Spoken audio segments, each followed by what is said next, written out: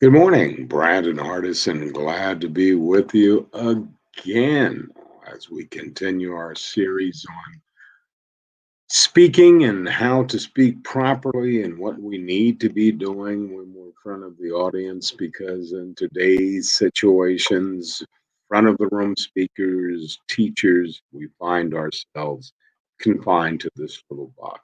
So let me ask you this.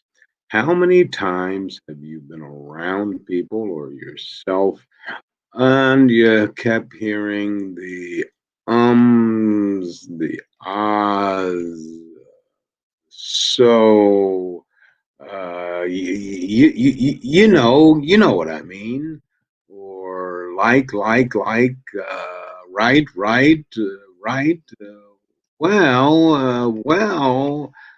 We've all probably been through it, been part of it. I know when I was in college, my first history professor in a course of 45 to 60 minutes, he would say,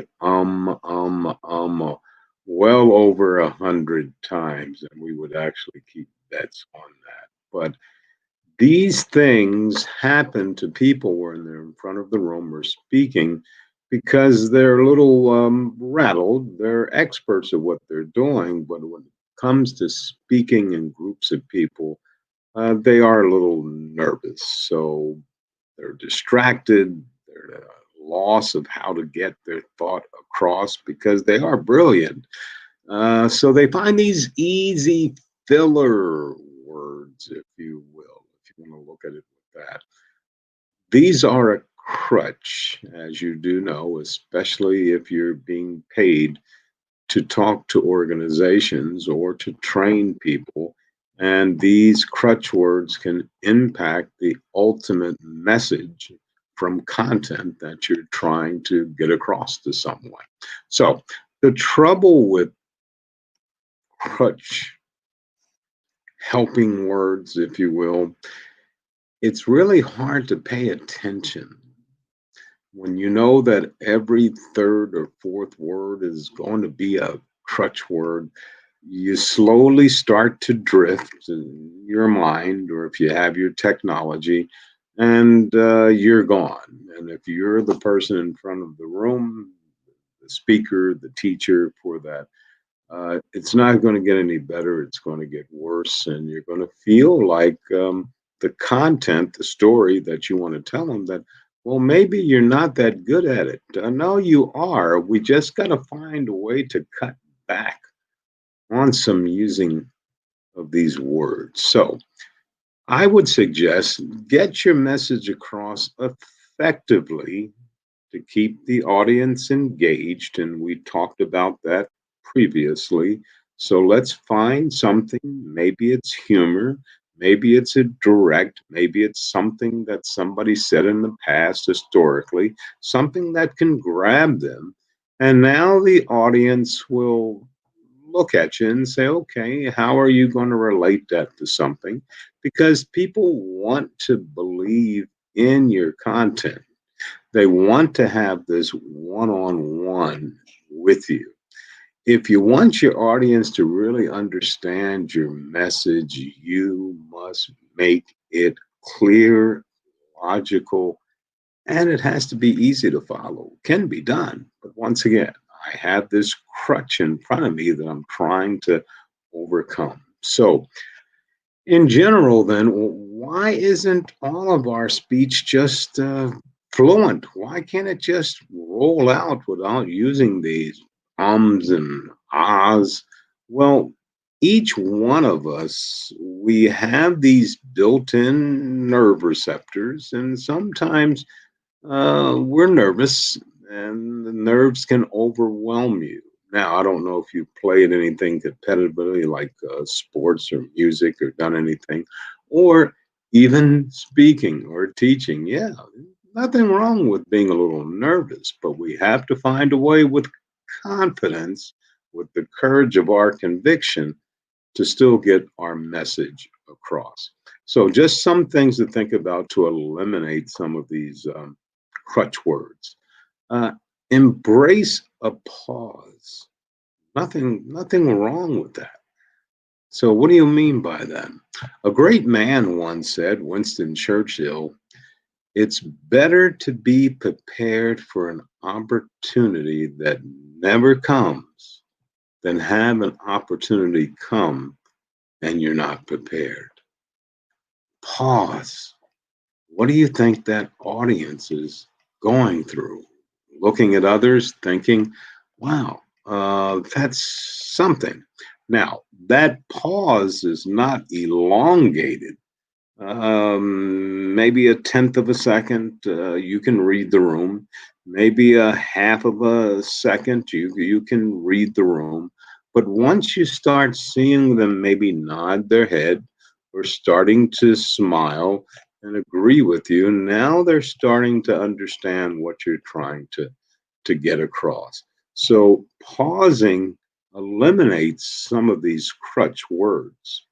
Another thing, always collect your thoughts. Always try to have maybe some index cards, or if you try to scurry it from your mind, it may clutter it. But try to get a sequence of what you're trying to get out. If you miss something, don't worry about going back, just continue to go on. Our nerves are going to be there, but believe me, the more confident you are when you start speaking, the nerves go away. And storytelling, uh, build some suspense into it.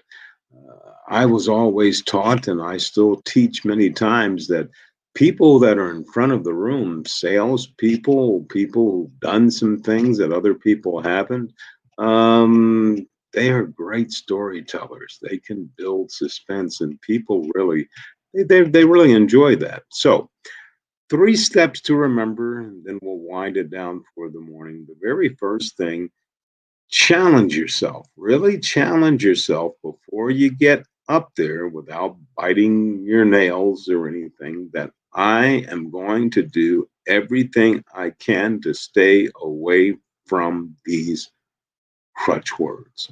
You be aware of it each and every time you start looking and engaging and giving a new thought from your content to the audience.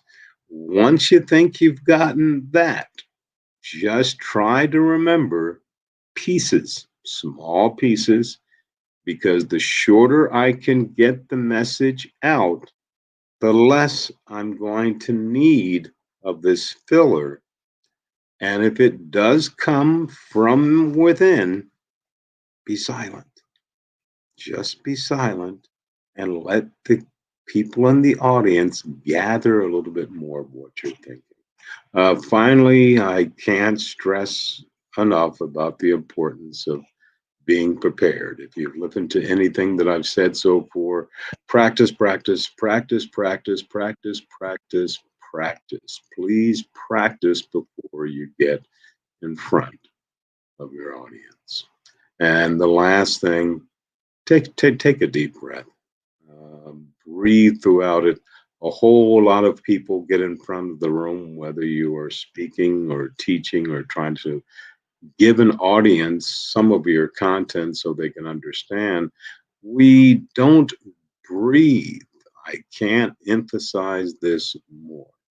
Maybe you've seen it or heard about it, but people have had to stop their speeches because they almost lost it completely. So practice these things and you'd be amazed. You'll stay away from these crutch words of the and don't you know, and all of those crazy things there with that. So hopefully you got something out of this. We're always trying to do something a little bit different to give to you because I know how it is speaking in front of a room. I've been blessed to do it a long time. So we just want to give you some help because someone helped me years ago. So once again, Brandon Hardison for Champion Strategies. Hope you got something out of it. And as always, make it a champion day.